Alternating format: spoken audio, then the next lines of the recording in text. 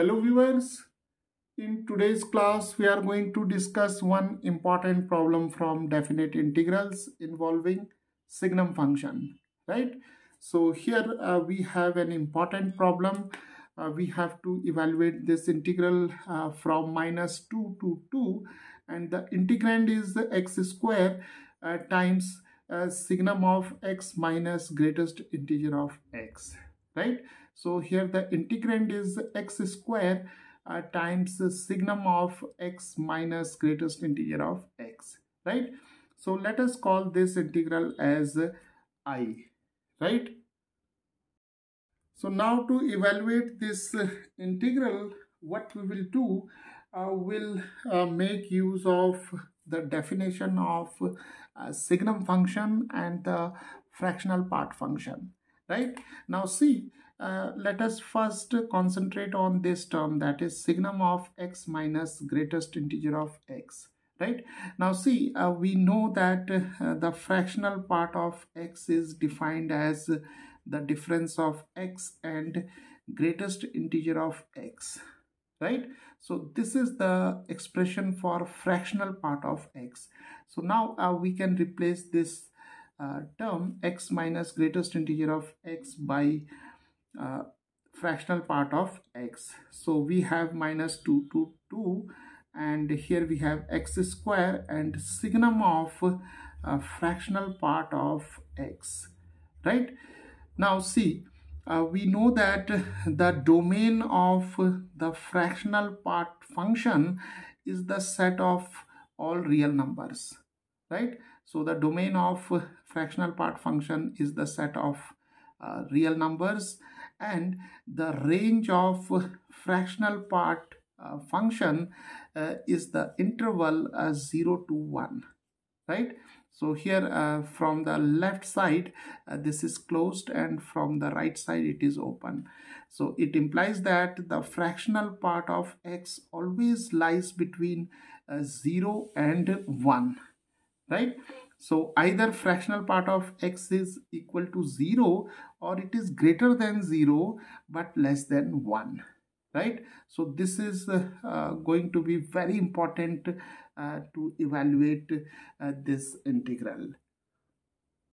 Now let us consider the definition of signum function, right? So this is about the fractional part function. So signum of say y is defined like this. Signum of y takes the value +1 whenever y is greater than 0 or y is positive, and signum of y is 0 whenever y is 0, and signum of y is -1 whenever y is less than 0. It means for negative inputs, signum of y takes the value -1, and for positive inputs, signum of y takes the value +1. So now see, here this fractional part of x lies between 0 and 1, right? And here we have 0 and here we have 1, and this 0 is included, this 1 is not included, right? So for all values of x belonging to the set of real numbers, the fractional part of x lies between 0 and 1, right? And all the numbers lying between 0 and 1 are positive, right? So the signum of fractional part of x must take the value +1, right, for y greater than 0. So here y is a fractional part of x, right? And fractional part of x is lying between 0 and 1, and all the values which lies between 0 and 1 are positive, and signum of y is +1 whenever y is positive, right? So now this integral I takes the form -2 to 2, and here we have x square times +1 dx. So this is -2 to 2, and we have x square dx, right?